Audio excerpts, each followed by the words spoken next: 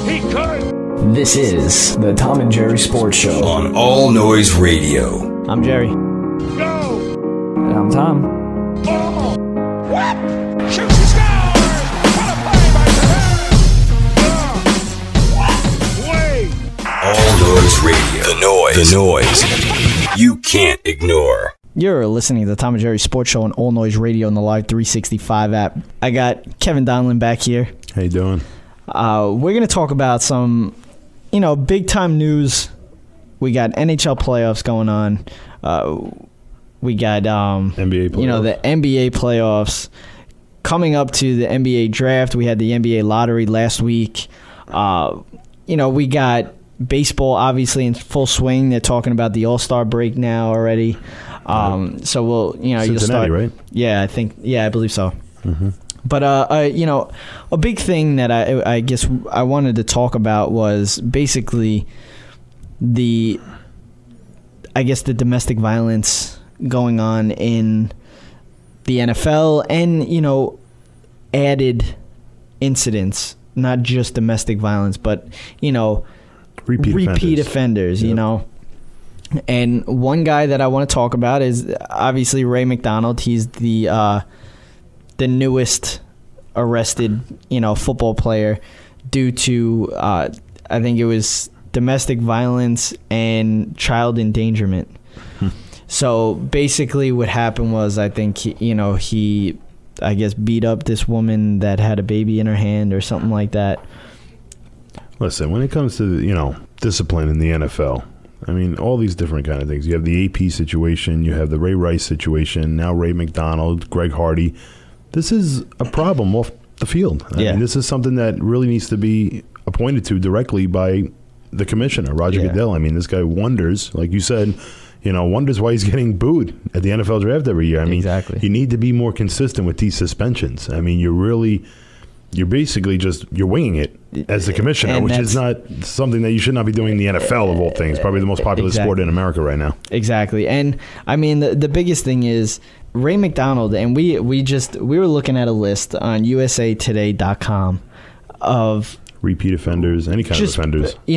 Just the arrests in the NFL since 2000. It's a lot of names too, let me tell you. Yes, there is. But Ray McDonald came up 4 times. 4 different incidents, too. 4 completely separate incidents. His last 2, which have been in less than a year apart from each other, maybe a little over a year, I think it was. I think there was one in November of 2014, and then... August, right? And then, just the other day, the 25th. How many games you got so far? Since that first one, in the first domestic violence, 0. Oh. Now, Greg Hardy, one incident. One incident. Now, I'm not comparing incidents here. Listen, no. These are different scenarios, different situations. And listen, I'm not going to go into which one was worse than the other and why. Not at all. But it's an incident. Yeah, and we're not condoning it either. Yeah, obviously. It's not like, we're not saying, oh, this guy should get off because, look what he did. Yeah. But it's basically, why is Greg Hardy, after one incident, having to be on the exempt list for 25 games, then get suspended for 10 games? Why is that happening? And then Ray McDonald, who got arrested for domestic violence before the season started last year, played the whole season without getting suspended. There's just and then and then he repeats it. It's inconsistency by Roger and that's Goodell. What I'm saying. It's that simple. Listen, an off-the-field offense is an off-the-field offense.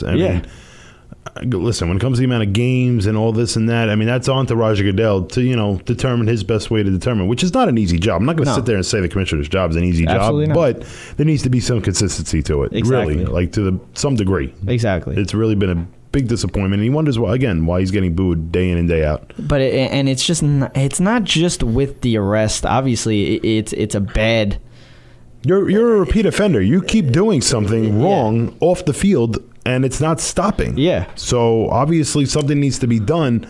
Whether it is, listen, I'm not going to say kick the guy out of the league, but it should be a hefty suspension and a fine to go with it. Yeah, and if you, listen.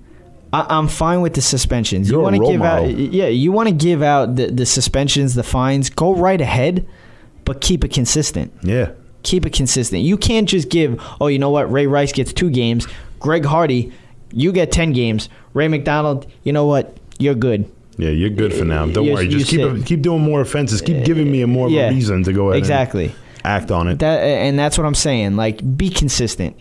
Like, nobody's going to be able to argue which one was worse than the other. There's no argument there. It's there off isn't. the season, you know what I mean? First of all, it just the fact that we're having these problems with domestic violence is absolutely ridiculous. I mean, we're at this day and age now where, I mean, you got to still tell men to not hit a woman. Exactly. Especially when she's holding a child. I mean, listen, I'm not going to be one to, preach here and teach people how to act, but I mean, you should know it at some point, you know what I mean? Exactly. And you're a professional athlete, you're a role model. Kids are looking up to you, kids are watching you every week on Sundays and everything. You need to act like a role model. You're a professional athlete, and to some degree, you got to act like you got to act the part on and off the field. I mean, they point this out to you the second you get signed to an NFL team, the second you're at your first training camp. I mean, you've seen Hard Knocks, right? Absolutely. You saw Herm Edwards when he did when he was Kansas. He lets you know as a rookie. Listen, you're an NFL player. Yeah. Not even that. You have when you're like right before the draft, like during the combine and all that stuff. You actually have players that have gotten into trouble that come and talk to these players and tell them, you got to watch yourself. Well, it makes you wonder. You got to change yourself. Well, you're looking at the list of names right now. You see an overwhelming amount of names. You have to wonder whether the NFL needs to do something else. Okay, now, like I said, this is the arrest since 2000. There are 791 names on this list. That's completely unacceptable. You're all professional athletes, and if you're intending in 15 years, if you're intending on being a professional athlete, I mean, if you're going to have problems off the field, I mean, to some degree, you're going to know it's coming. I mean, and now it's going to come out public, and that's something nobody wants. I mean, you don't want to be consumed by the whole world as being this type of a person. But when you're a professional athlete, you're under the radar 24/7. You're a role model. That's part of your job. I mean, it's really should be in your contract, to be honest. I mean, you heard, and like I was saying, Herm Edwards, man, he lets these guys know. I mean, but it makes you wonder if the NFL needs to do something different with this, because to some degree, I mean, talking to these players, having past players talk about it that have been in trouble, ex-coaches that have seen different players come and go. I mean, maybe the NFL needs to do something more drastic. Maybe kick them out of the league. I understand these guys might be, but you're obviously not ready to be a professional athlete. Exactly. And if you want to, act this way off the field, or even if there's some incidents on the field, you want to, go ahead and step on somebody's hand or somebody's foot on the field and try to hurt them deliberately. I mean, you're obviously not a role model, man. That's part of your job. You can't have that. You can't have that. There's no room for it. I got a list here of just the arrests by team since 2000. Now you got Minnesota, who's number 1 with 48. Denver 45. Cincinnati 43. Cincinnati, it was the big team. Is there a big lately. difference in the cutoff from certain other teams? I mean, what's the lowest? Well, after Cincinnati, you have Tampa Bay with 35. So basically, then it's kind of around the same until you get. I mean, Houston's got the least.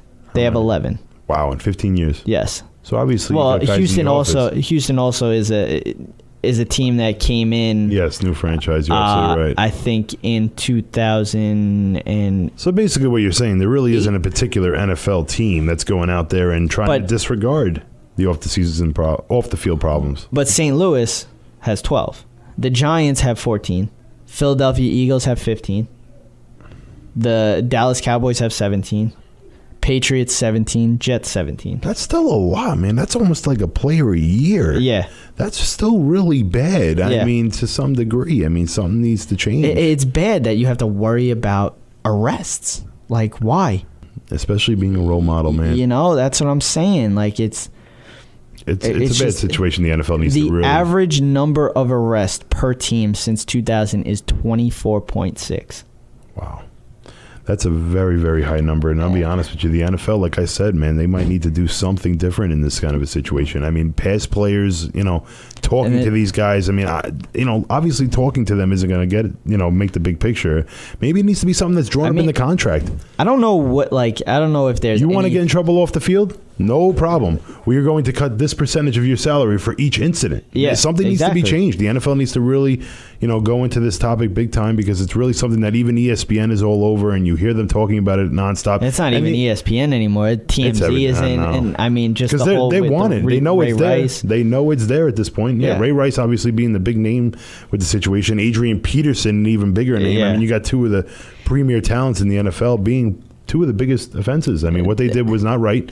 But no matter, I'm not going to sit there and debate neither one of their offenses right now. But either way, what they did was wrong. Yeah. And all those NFL players that have all gotten arrested in the past couple of years, what they did was wrong. I'm not going to go into seeing what each one of them did, whether it's a DUI or a marijuana possession or a domestic violence. It's just an incident with the cop. It's just the incident with the police.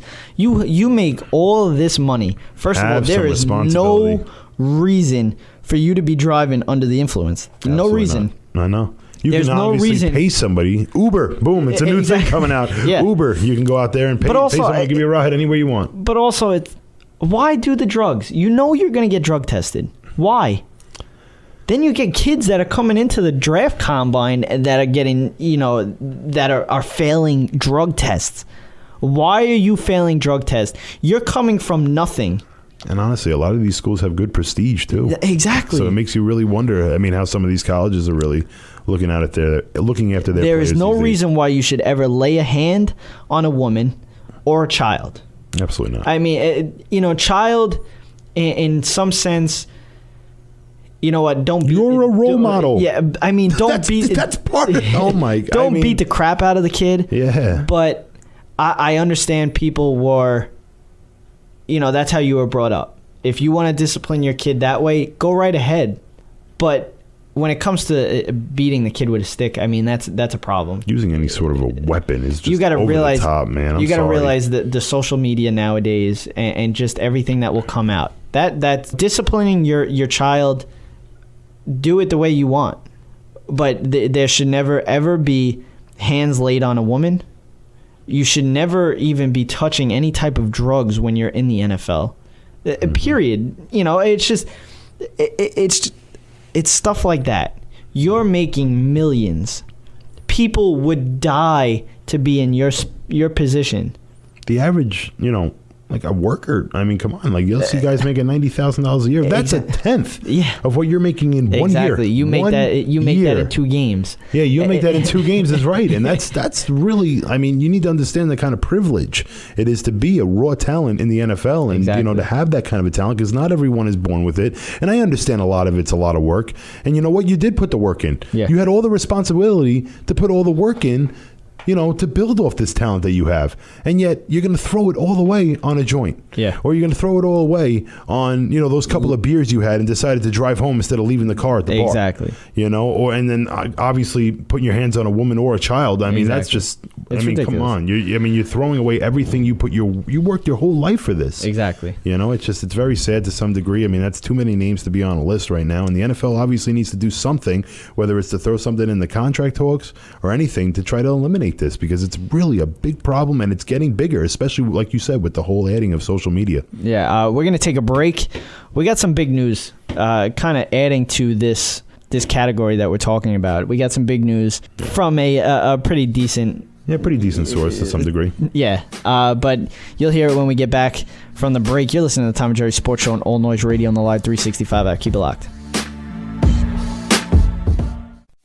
Our jobs occupy more than half our waking hours. Shouldn't we be doing something we love? Call Connecticut School of Broadcasting at 1-800-TV-RADIO or log on to gocsb.com. Since 1964, Connecticut School of Broadcasting, with a network of 12 campuses from Massachusetts to Miami, has helped place thousands of grads as DJs, sportscasters, entertainment reporters, behind the scenes in audio and video production, every aspect of the broadcast media. Connecticut School of Broadcasting has trained men and women of all ages and backgrounds in a matter of months, not years. Learn by doing from area radio and TV pros. Call 1-800-TV-RADIO or log on to gocsb.com. Remember, it's never too late to love what you do. Day and evening classes begin soon. Get trained. Get connected now. Never seen a clean week. And welcome back to the Tom and Jerry Sports Show on the All Noise Radio and live 365 app. We were ending on domestic violence before this, and a big name is Ray Rice with the whole domestic violence situation. And from what I hear, according to a source, Ray Rice could be going to the Cowboys. Yeah, I mean, you're a big fan of the Cowboys, are you not? I am. This is big news, just because, I mean, Ray Rice was kind of the start of. Well, this is a source. This isn't like confirmed news or anything. I mean, but this is Ray Rice was the start of this whole kind of like a black eye for the NFL. Yep. Obviously, because of the video that came out. I mean, at first it started out, But that's the thing, though. That's why Roger Goodell had gotten criticized, because the incident didn't change. It makes you wonder if you think that Roger Goodell just didn't believe the situation until he saw the video and then realized how much of an extent it was. But the extent does not make a difference, like we just talked about. Exactly, and that's what I'm saying. It's an off-the-field issue, whether you like it or not, and the punishment should fit the crime no matter what. And the fact that you thought it was 2 games... And then all of a sudden... And now all of a sudden, now you see the video and now you want to change it? No, it's because you gave him 2 games and the video wasn't even supposed to come out. Yep. Once the video came out and everybody saw the extent of it, which, again, like you were saying, it should not come down to the extent of it. He punched his wife. It doesn't matter the extent. It doesn't matter if it was a little... a cut on her face. It doesn't matter if he knocked her out. It's the same thing. You're laying a hand on a woman. It's a domestic violence situation. It's an off-the-field issue. And Roger, please, the punishment needs to fit the crime no matter what, at every time. I mean, listen, this is Ray Rice's first offense. Do I expect him to get the whole season for this? No, because we're being realistic here. Yeah. Okay? And listen, 2 games, is that enough? No. But like I said, Roger Goodell, I mean, honestly, your job is not the easiest job in the world. But you have to some degree have some other, specialist here with you debating this whole situation. It makes you wonder if you're just doing this on the fly on your own, which is not good. But, I mean, Ray Rice now to the Dallas Cowboys, America's team? Yeah. Ray Rice? Yeah, Makes you wonder why this isn't in the news just yet, folks.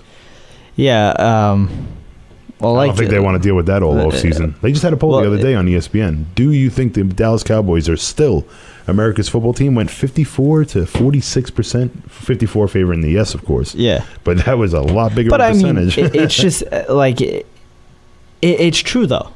I mean, I've gone to a number of Dallas Cowboy Giant games. I went to the Cowboy Jet game when Romo threw the interception to Revis. I was at that game. Each of those games have been 50-50 in the crowd. Even the last game where I went to, the Cowboy Giant game where Odell made that catch, it was more than 50-50, and it was more than 50-50 Cowboys to Giant fans. Wow.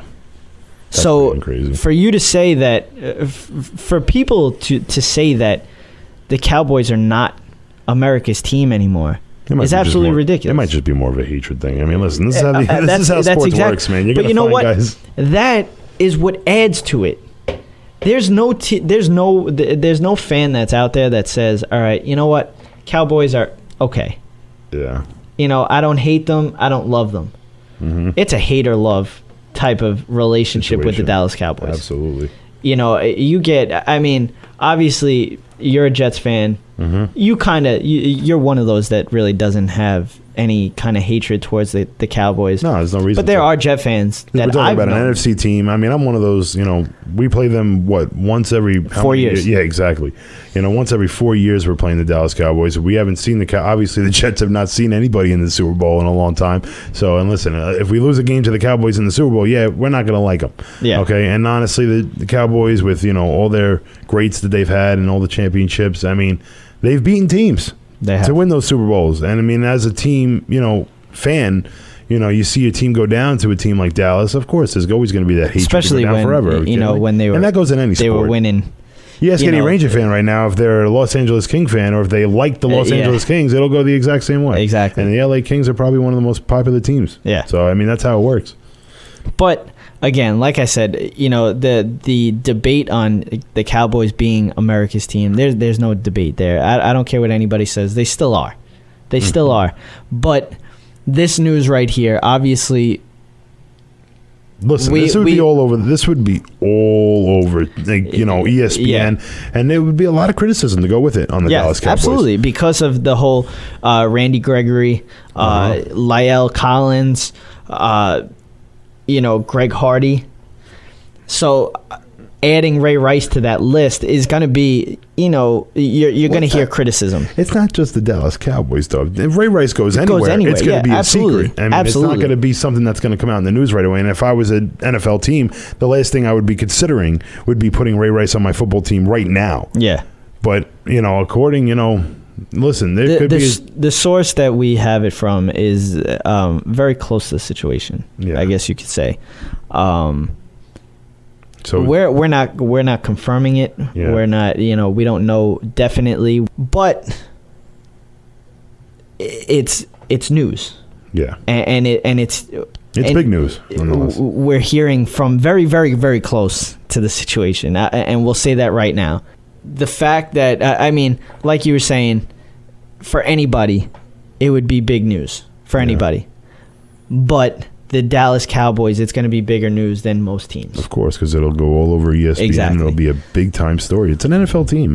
Listen, that's how it is. ESPN wants to get all over these stories. Ray Rice's name hasn't been in, the ESPN's records since the whole domestic violence situation. And for him, as a player, to come back into this league, would be it's going to be big no matter what. Just like the AP news. Yeah, his name is definitely coming up a lot lately. Well, you even look on all the sites, too. You see Dallas Cowboys are the number one as an option. So on ESPN they had it. They're number one. They have Browns number 2, right? The Browns at number 2, the Raiders at number 3, the Patriots at number 4. And I don't think the Patriots want to go 10 feet from him, man. I'll be honest. And not after all the situation there. The Patriots, they actually, controversy. Vereen ended up going to the Giants, I believe, right? Yeah, Ridley went to the Jets. Ridley went to the Jets. They still have LeGarrette Blount, but he's suspended for the opener. So Ray Rice could be a legitimate option for any of these teams. I mean, this is just like, But, with the Dallas Cowboys, they could stick with Darren McFadden, Joseph Randle. They could stick with them. Lance Dunbar. Obviously, everybody's going to bring it up because they didn't draft a running back. So the guys out there, Adrian Peterson, Matt Forte is also in trade talks. Ray Rice, who still isn't on a team. Yep. So when you're in need of a running back, a lot of these, media type sources will say that, the Cowboys will be looking into getting one of those guys. Obviously, how long have they been talking about Adrian Peterson going to the Cowboys for a trade or something like that? Well, after the draft went along and they didn't sign a single human being. Obviously, there's a lot of options out there. Absolutely, and they know that. They know that there's still a Ray Rice out there. There's the possibility at AP there, and maybe that might be a reason why they didn't go after a running back in the draft. Listen, I'm not saying every running back in the draft was legitimate, but you need to have some sort of talent to go along. Listen, they brought in Darren McFadden. They also still have Joseph Randle, who was someone they were very high on since the second they drafted him. So Dallas, it's not like Dallas has absolutely nothing over there. So, listen, it's just, this is how sources go. Sources are wrong, sources are right. This is how it works. For all we know, he could go to Cleveland. He could go to New England. New England seems like a legitimate spot. But since all the turmoil, I wouldn't expect it. Also, like we were just talking about, does his chances of landing with the team get hurt now by Ray McDonald's arrest? Yeah, and it all kind of adds up. That's another reason why I don't think that if he were to have an idea of where he was going, would that news be coming in right away? Absolutely not. This is the NFL. They're all over the news. They sign a player like Ray Rice, there's going to be controversy. And do you want that kind of controversy all off season, or would you like it right before training camp? Exactly. You shorten the amount of time for that. So definitely. Whether or not a decision is made, you have to basically just we have to wait. Either way you put it. That's how it is. So it's the NFL. It's all over ESPN. It's all over TMZ now, and they can thank themselves. So basically, this Ray Rice to the Cowboys information probably will be for a little while. Yeah, of course, it's always going to be a rumor. I would definitely wait. I think it's the biggest rumor that you could definitely, see coming a mile away. Like I said, when we first started doing this show together, I said that when Dallas didn't draft a running back, it was mystifying to me. Yeah. I understand you got Darren McFadden, but again, Darren McFadden has never shown that he could play any more than 5 weeks in the NFL right now. Ex the Oakland Raiders. So bringing in someone else would make a lot of sense for them. But again, every team that we just listed right there, bringing in another running back would not do any harm to them whatsoever. Absolutely. So, basically, that's how it is, man. This is the NFL right now. It's all over the news. There's been a lot of controversy, domestic violence, and it's a lot of negative controversy, a lot of negative comments that the NFL could definitely avoid. But, listen, this is why they really need to do something when it comes to domestic violence and all the negative incidents going on in the NFL. Maybe instead of just having people talk to these guys, something else needs to be done, and that's something that Roger Goodell and the rest of the NFL, Players Association, everything, they all need to maybe take a sit down and instead of worrying about their new money situation that took forever to get resolved. Maybe this is a new situation that needs to be resolved immediately, and it's more important, I would say. Yeah, exactly. It's just, like I said, this is a source that we heard. We don't, we're not going to confirm it. If it does end up happening, we broke it first. Just remember that. Yeah, right. That's the only thing we said. But if we're wrong, we're wrong. That's what sources are there for. Sources are wrong. Sources are right. That's how it is. But it does make sense. But basically, yeah, it does make sense. In a football standpoint. In a football standpoint, maybe not a media sense. Standpoint too much for the Dallas Cowboys. Exactly. But for a football standpoint, in that offensive line that they have already, this is a dynamic, small running back that can really hit low to the ground. People forget. He's strong. We haven't been able to watch this guy for an entire year, but he is a privilege to watch. Ray Rice is a very good football player. He gets low to the ground. He's a very strong, especially on the legs, and definitely. He's definitely a running back that's very fun to watch day in and day out. And with that offensive line.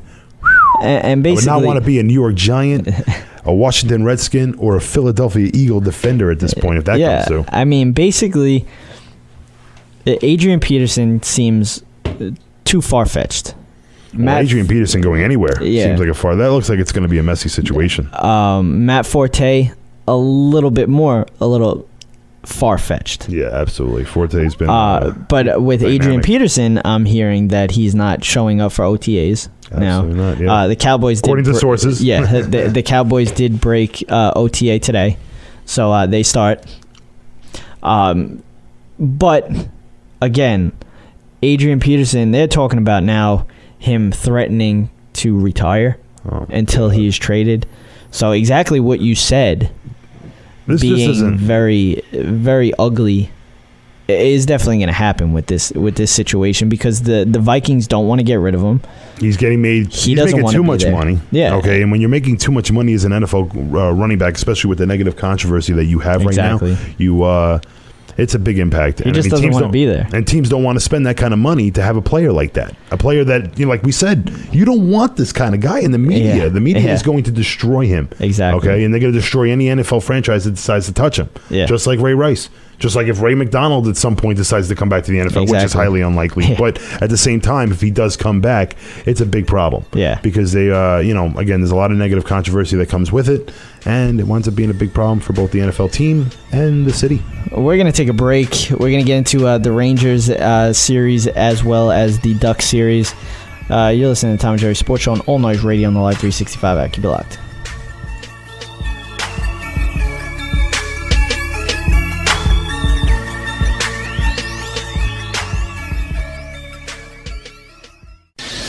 Connecticut School of Broadcasting founder Dick Robinson. You know, the media business has changed a lot since we opened our doors in 1964. Now media content is everywhere. On air, online, on the go. More than ever, companies are looking for people to help drive this new media. At Connecticut School of Broadcasting, you'll get hands-on training on the latest software and equipment in a matter of months, not years. Connecticut School of Broadcasting has placed thousands of grads in broadcast media careers. It's all about versatility. You see, at a radio station, if you also know how to shoot, edit, and post videos, you become a pretty hot commodity. That's the training you get at Connecticut School of Broadcasting. Connecticut School of Broadcasting with locations up and down the East Coast from Massachusetts to Miami. Call 1-800-TV-RADIO or log on to GoCSB.com. Connecticut School of Broadcasting, the nation's oldest and largest group of broadcast media schools. Redefining training in radio, TV, and new media. Get trained. Get connected. 1-800-TV-RADIO. And welcome back to the Tom and Jerry Sports Show on the All Noise Radio and live 365 app. We said we were going to get into hockey a little bit. The New York Rangers coming in with a big game coming up. Tonight, yes. Tonight, obviously, when you hear this show, you're already going to know if there will be a Game 7 or the Rangers are going to start putting their tee times together. Maybe meeting the Islanders by the back nine. Yeah, Listen, pretty much on Bethpage. The Rangers, I heard this whole debate on the Michael Kay show a couple days ago. They were debating whether or not if the Rangers don't win the Cup this year, if it's a disappointment. And there was a certain gentleman on the show that was disagreeing big time. He felt like Michael Kay was kind of comparing the New York Rangers with the New York Yankees, that they demand to win. But this is hockey. It's a different sport, altogether. And the NHL Stanley Cup is a very, very difficult prize to win. Okay, you can ask any NHL franchise. 8 weeks, I think. Of hard hitting, constant, keep working. But in a sense, if you don't win the Cup, it's a failure. Yeah, it's a failure. Sort. I mean, he was really kind of saying that the Rangers making it to the Stanley Cup last year was not a disappointment. Yeah, that it was a positive approach to it. I understand there's a positive approach to it because you get the experience and all that for your players, and you have the team that you believe. But you got rid of half the team that you made it to the Cup with. I mean, this is a team that's basically trying to build year in and year out, and it's understandable. And they are doing a great job of it. I'll give Glenn Sather, right? That's their GM. Yeah, I believe so. Yeah, he's done a great job with them. And but at the same time, them not making it to the Stanley Cup Finals or not winning the Stanley Cup, actually just in general, is a disappointment because this is a team that won the President's Trophy. This is a team that went out mid-season to go ahead and complete this team because that defense was, after getting Keith Yandel, a lot of experts were saying they just completed their team. Yeah. Their team was complete now. All four lines, all three defensive lines were all complete. Their goaltender, obviously being King Henrik Lundqvist himself, they were ready to win, and they're ready to win the Cup now. So they need to go out there basically tonight and take care of business. I mean, they're on the road, but, they're a great team. So the thing is, you got the best goalie in the league. Absolutely. One of the best. To this point, he is the reason why the Rangers have been somewhat of a success. Yes. Their defense has always been very good. Yes. Always been very good. A very, very good defender, playing a lot of minutes. A great Their problem was their offense. They weren't scoring goals. They weren't scoring goals. That was basically. But then you go ahead and you trade Callahan mid-season. And again, like I said, like we were talking about it, on the way here. Basically, Callahan was your second best player. He's your captain. Yes, he brings your team together behind Rick Nash. And you still made it to the Stanley Cup Finals with trading your captain. I think that, I'll be honest, I don't have the numbers in front of me, but I think that's the first time in history of the NHL that an NHL franchise traded their captain mid-season and then wind up getting to the Stanley Cup Finals. That's got to be a first. I never liked the trade. And I said that right from the start. Mm-hmm. I never liked the trade. I didn't like that they traded, for Martin St. Louis. The guy's 1 year, 2 years late, Yeah, they weren't going to get much time left with Martin St. Louis. The big problem was... But the thing is, they're not going to get much time left of anybody on this team. You're going to have to pay... Now you got to pay Stepan. You got to pay, Kreider.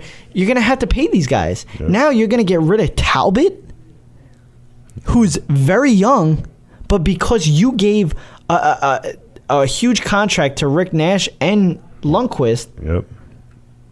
You can't take. I'm not a hockey analysis or anything like that, but honestly, I think Chris Kreider has been the biggest reason for the New York Rangers' success, especially this playoffs. Even last playoffs, too.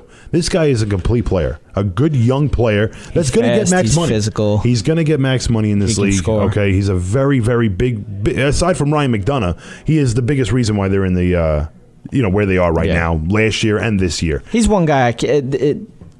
Ryan McDonough is one guy that I cannot hate on this team. And it's very, very hard being a very diehard Islanders fan. It's very hard, not to hate someone on this team because I hate all of them. But you got to have respect for them. But I have respect for Ryan McDonough. They are. I definitely do. Good. They're a good team, man. I mean, Ryan McDonough plays a lot of minutes for that team. He's a really, really good talent. And honestly, second to him is Chris Kreider.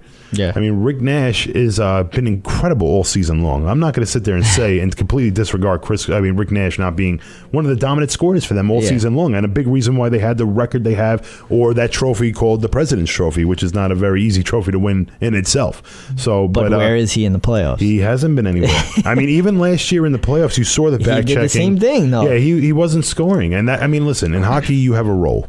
Okay, each player has a different role. Whether you're a big hitter or a scorer or a two-way fighter, player, fighter, two-way player. It's just defender. He's a scorer. He's a scorer. He has to score goals. It's what he's been doing all year long. It's been something that's been missing. For him to have 2 goals in the playoffs so far, that's unacceptable. Unacceptable. It isn't even just with his tenure with the New York Rangers. I mean, even his other past playoff experience, he's Columbus. He basically just he hasn't performed well in the playoffs, and that's something that he needs to really pick it up, especially for that kind of position. I mean, even listen, you can make the same debate for Steven Stamkos. For a couple of games of that series and in the series before, he was having a hard time finding the back of the net. But he's found his scoring touch at some degree. Yeah. Rick Nash found his scoring touch for a game.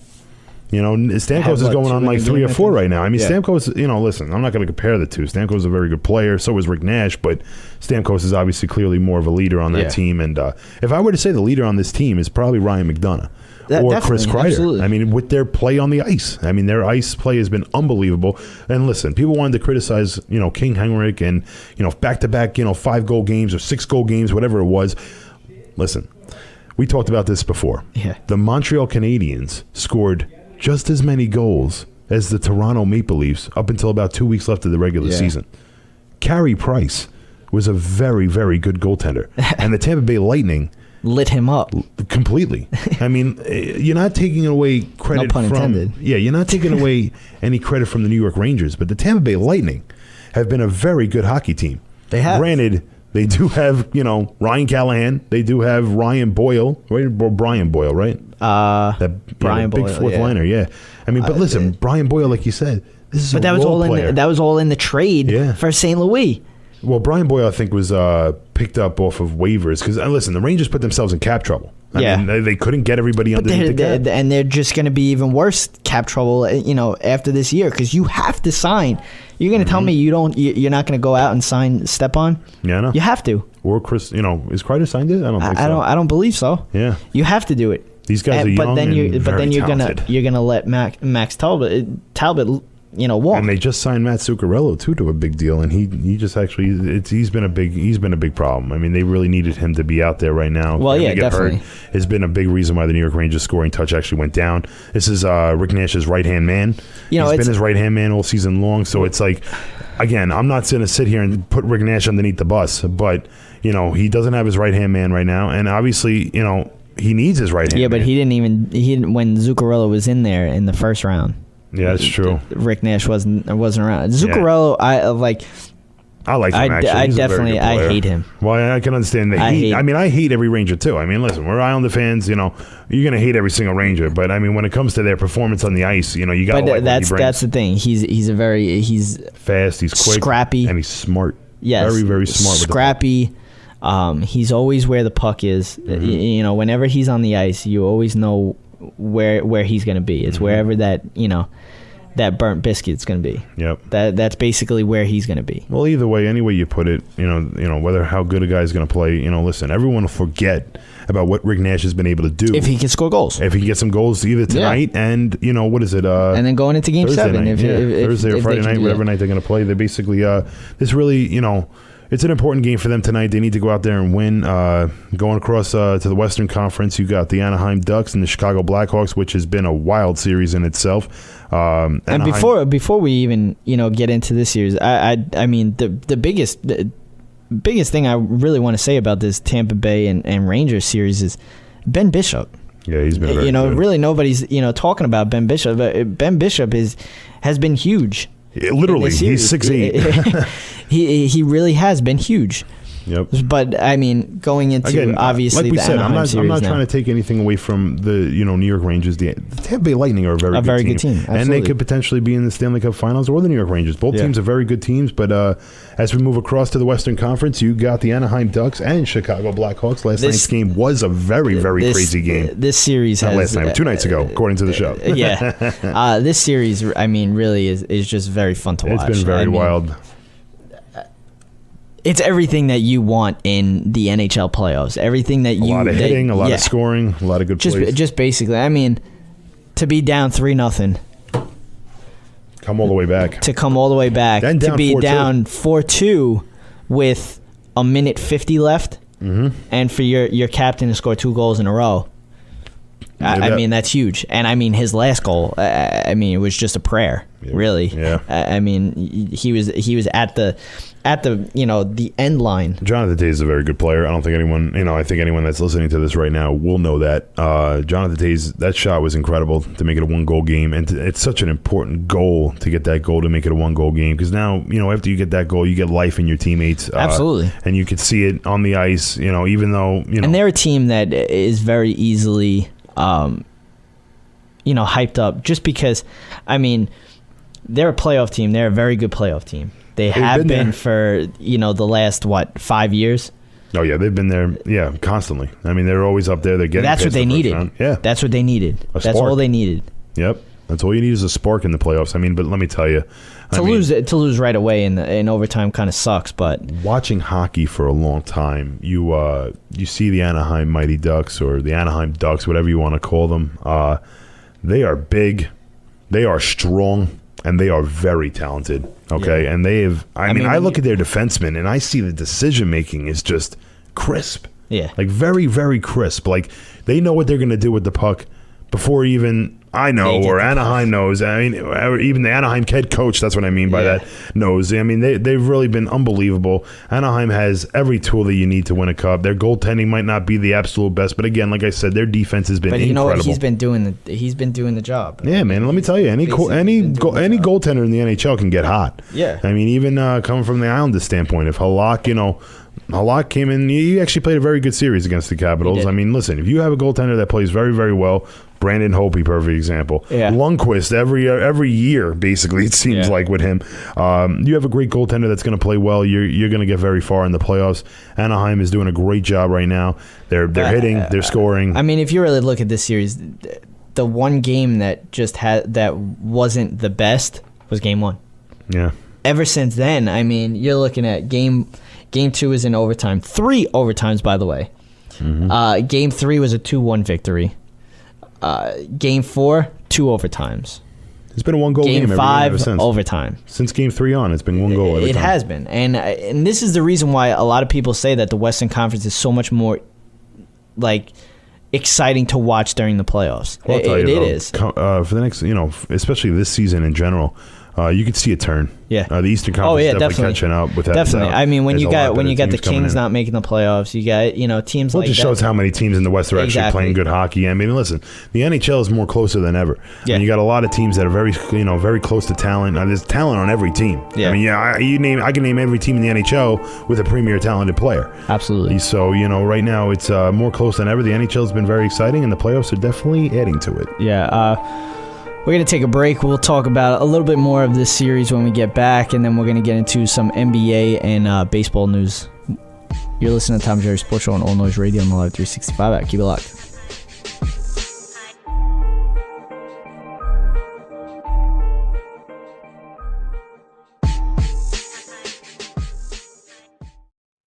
All Noise Radio.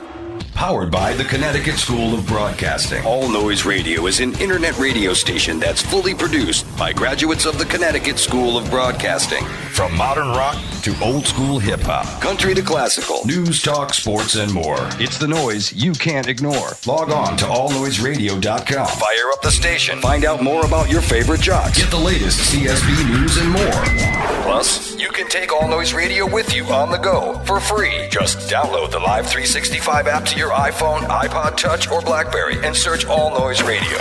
Check out tomorrow's broadcasters today at allnoiseradio.com. Powered by the Connecticut School of Broadcasting.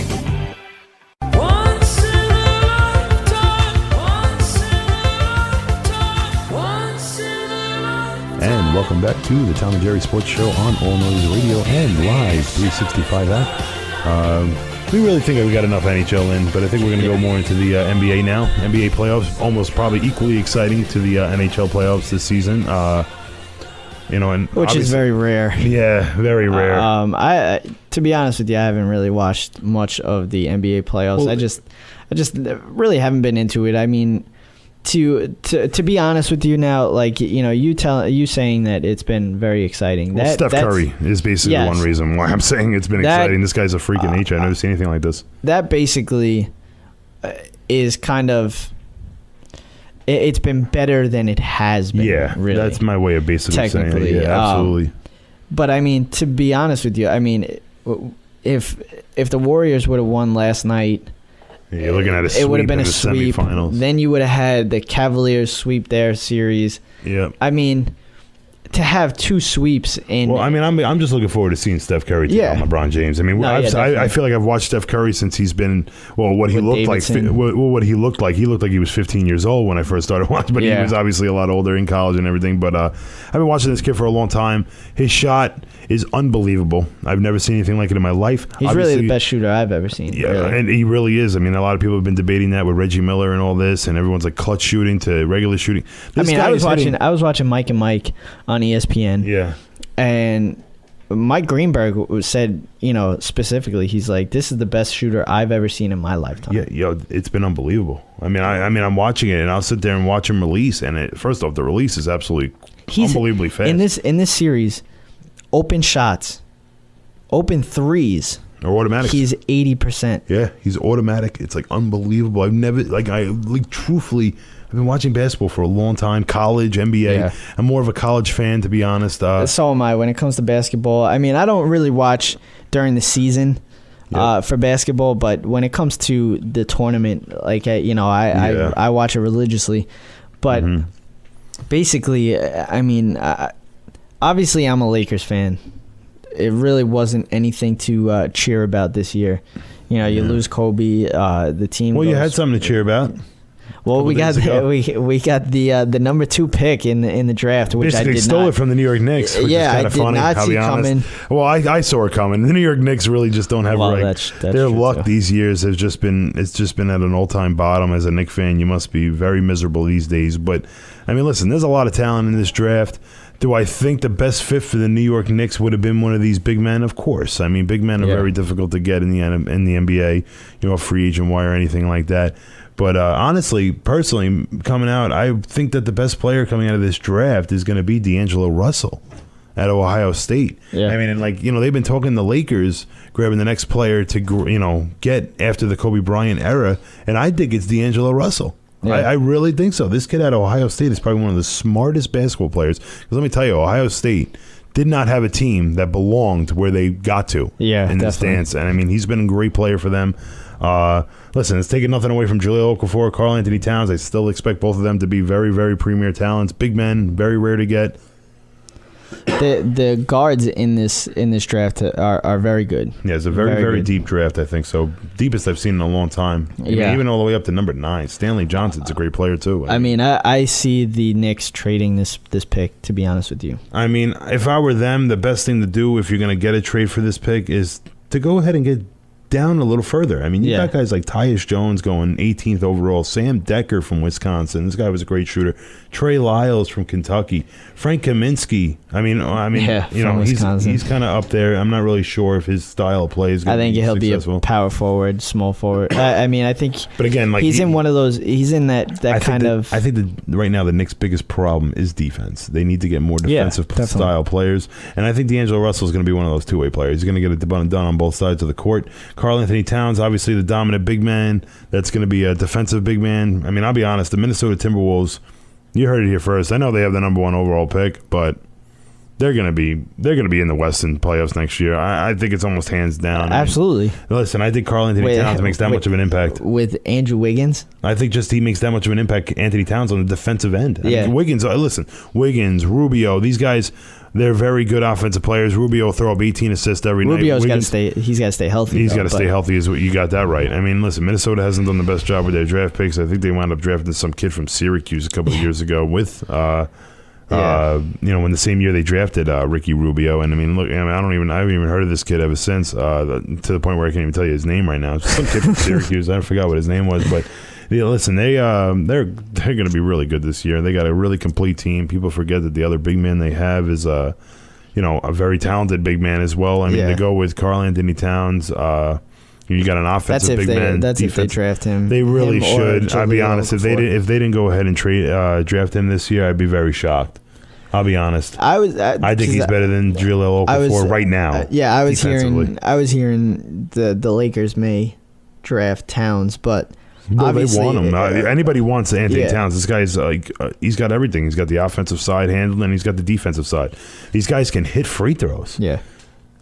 Look at the NBA playoffs and see what the biggest problem has been for some of these teams. Yeah. It's their centers not being able to hit their free throws. And you're looking at guys going 1 and 2 in the draft this year that made free throws look like it was something they do in the backyard. Now, getting into that.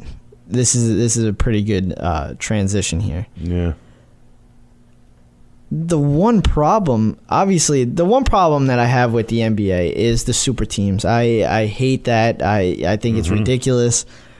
But the other thing is the hack of Dwight, hack of this, hack of that. Like, really? Well, the problem it comes to the end of the game, and a guy is running up to Dwight Howard, who's not even close to the play, and just touching him and getting a foul, so they can put him at the free throw line. You know how ridiculous and slow that makes the game feel. Oh yeah, absolutely. I'm not going to disagree with you on this at all, but I mean, to some degree, my personal opinion of the whole matter is you should hit your free throws. Learn to hit your free throws. That's right. I mean, listen, you're at practice every day. You practice every single day. You know why Dwight Howard left the Los Angeles Lakers? I'll tell you right now. I'll tell you in one sentence.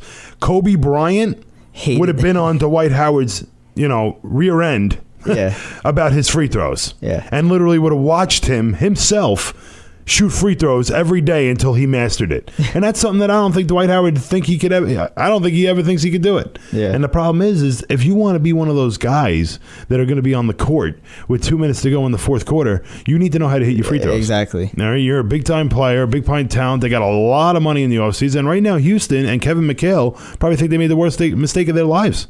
I mean, hit your free throws. Yeah, definitely. You got to learn to hit your free. Same thing with DeAndre Jordan. This guy's becoming a free agent this year. Everyone's like, "Oh my God, the Los Angeles Clippers are going to lose DeAndre Jordan. What's going to happen to them now?"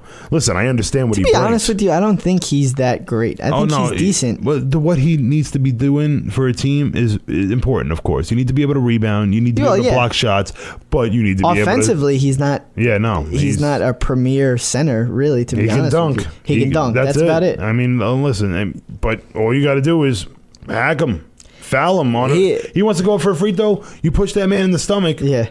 Boom, go to the free throw line, big guy. I'd laugh at him. If I was on the court with this guy, I would laugh at him. I'd push him in his stomach, foul him, okay? Pretend to go after the football. I mean, the football, you hear me? Yeah. The basketball, and then I just laugh at him and say, good luck. Yeah, good luck on the free throw line. Listen, I think DeAndre Jordan has done a much better job as the season progressed this year in hitting his free throws, better than Dwight Howard has ever done. Yeah. But at the same time, you got to learn to hit your free throws I would say at least 60%. I mean, you're looking at two big men coming in the top 2 picks in the draft this year, and they're going 1-2 for a reason because they can hit their free throws. They're can rebound 75% or so. And that's very impressive. I mean, I know that's guard status right and there. they're coming from two premier college schools. Mm-hmm. You know, Kentucky and Duke. Yeah, these are these are premier basketball schools and two premier coaches that want their big men to hit their free throws. I mean, I'll tell you right now, as a big college fan and a big fan of the tournament dance and all that, a biggest part. And I mean, listen, I think the numbers always add up the same to me. If you're a good free throw shooting team in that tournament, you're going to advance more likely than you're not going to advance, because the biggest part of winning a basketball game is closing it out and hitting those free throws late. Yeah, those 1-and-1s, those two shots at the end of the game, they need to be in. And the two that'll tell you that is Mike Krzyzewski and Calipari. Yeah, exactly. Absolutely. So, and all right, well, we're going to transition now over to baseball. It is baseball season. Yes. You know, right now it's not doesn't seem like a fun baseball season for anybody in New York. Well, you know what? The Yankees were starting to look like the team that we thought they were going to be. I mean, well, a couple injuries later. I mean, Tanaka going down. At least we thought, I can apologize for that. I started saying he was looking good, and then all of a sudden he gets hurt. To be honest with you, I thought they were going to be a decent team. I wasn't one of those. They're still going to be a good team, and I think the Mets the same way. They were talking about the Mets and all this about them not, falling off. But again, these are injuries. It's part of the game. It's how it works. They got injuries. I mean, David Wright going down. Obviously, the news just came out about his back. Yeah, his back, which could be detrimental. To be honest, career threatening. Yeah, to be honest with you. Very scary situation for him. Very scary situation for the New York Mets. This is a 300 hitter that the Mets desperately needed in their lineup. I mean, they just lost Lagares. They just lost. I mean, obviously losing Deneau. Obviously it's going to add up. Well, this guy needed to get a season in too, Deneau. Yeah. I mean, he's a young catcher and a very young hitter coming into the league. Yankees, on the other hand, you lose Tanaka. Mm-hmm. CC Sabathia is not pitching Wheeler well at all. Mets too, yeah. Then you lose Whitley, who came in for, Tanaka. Mm-hmm. You lose him to Tommy John surgery. Hopefully, Nova will be coming back within a month or two. The Yankees, both teams Tanaka could be joining back with the team within the week, I believe it is. Yeah, he's doing about a 65-pitch session, I think, in a couple of days. Yeah, so that's big. But also, losing Jacoby Ellsbury because of how hot he was at the time, kind of adds to us losing the last 10 of 12 games, I believe it was. Well, good teams know how to get through these stretches. But again, right now, they're not in the worst situation in their division. They're only, a game and a half out of first place? Yeah, same thing with the Mets, too. They're not in the worst situation either. Exactly. They've been not playing the best baseball ever, but listen, both teams were coming out, and they were coming up strong the last couple of weeks, and then obviously for the past 2 weeks, both these teams have kind of fallen off a little bit. Injuries had a lot to do with it. Yeah. But it's a long baseball season. That's why they play 182, folks. 162. Is it really 162? Yeah. Oh, my God. Well, you know what it was? We talk about basketball, 82 games in a season. Yeah, defortunately. And hockey too is 82. Yeah. So I mean, we'll give you a little forgiveness right there. Yeah, I guess. Yeah, but listen, the baseball season, it's a long season. Any way you put it, 182, 162, it don't matter. It really doesn't matter. But there's a lot of games, a long season, folks. But I mean, I think we were even talking about this a couple of weeks ago. Just, maybe it's time to cut the games down a little bit. Yeah, I think it needs to be a shortened season, big time. This is too long of a season. I don't think playoffs should be starting in October, where, I mean, especially the way the weather is in New York, it might be snowing by that time. So, I mean... or even start it a little later. Yeah. And you can get into that October, but... people can't get to a game opening day in April. I mean, people got work. I mean, to the point where it was snowing in Detroit. I know. It was snowing in Detroit when the Yankees were playing them. Kids are still in school at this point. You want to get someone to come by opening day. You're making opening day on a Monday afternoon in April. Yeah. Guys, kids are at school still. Yeah. Yeah, exactly. How are you going to, you're packing it out with a bunch of executives. I mean, good for them, but I mean, this is a sport, again, professional athletes, you're a role model. You're playing for the kids. Remember that. Exactly. But that will do it for the show. I hope you liked our take on a few of these, situations. Yep. But see if our sources are absolutely right or not. We'll find out later on. Keep in mind. But that will do it. I'm Jerry. I'm Donnie. Be breezy. Thanks for listening to another episode of The Tom and Jerry Show.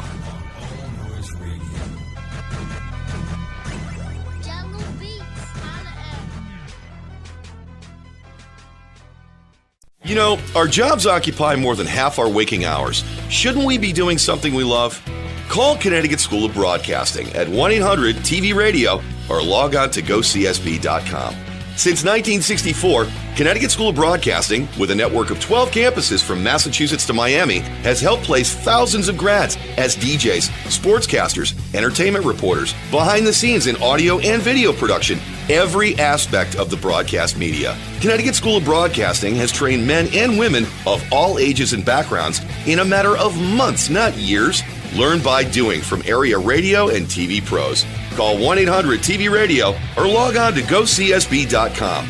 Remember, it's never too late to love what you do. Day and evening classes begin soon. Get trained. Get connected now.